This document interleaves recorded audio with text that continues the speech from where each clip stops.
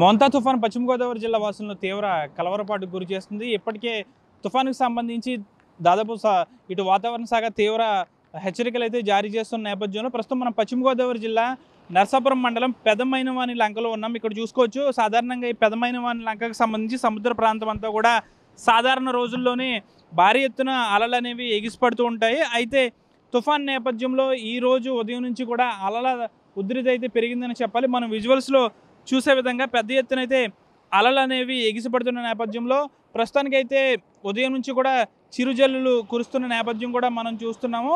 అయితే పశ్చిమ గోదావరి జిల్లాకు సంబంధించి ఇప్పటికే వరి పంటకు సంబంధించి కొన్ని పంట పొలాలు కోత దశకు వచ్చాయి. ప్రస్తుతానికైతే అవి కూడా ఈ తుఫాను ప్రభావంతో తడిచిపోయే నేపథ్యంలో అధికారులు అయితే రైతులను కలవరపాటుకు గురి చేస్తుంది. కాబట్టి రైతులు ఎవరు ఆందోళన చెందాల్సిన అవసరం లేదంటూ కూడా అధికారులు కూడా హెచ్చరిస్తున్నారు.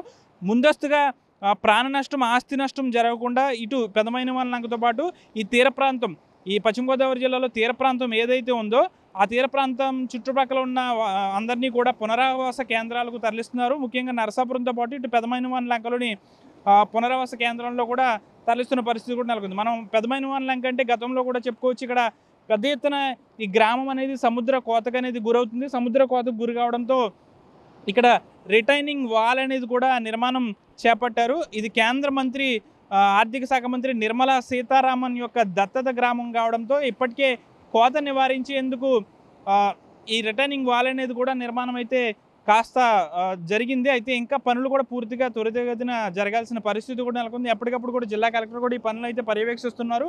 ముఖ్యంగా చూసుకోవచ్చు ఈ మోంతా తుఫాన్ నేపథ్యంలో ఈ సముద్ర తీర ప్రాంతంలో ఉన్న ప్రజలందరూ కలవరపాటుకు గురవుతున్నారు. ఎందుకంటే కాకినాడ తీరంలోనే ఇది తీరం దాటే అవకాశం ఉంది. కాబట్టి పశ్చిమ గోదావరి జిల్లాకి పెద్ద ఎత్తున ఎఫెక్ట్ వచ్చే అవకాశంలో ఇప్పటికే వర్షం మొదలైంది.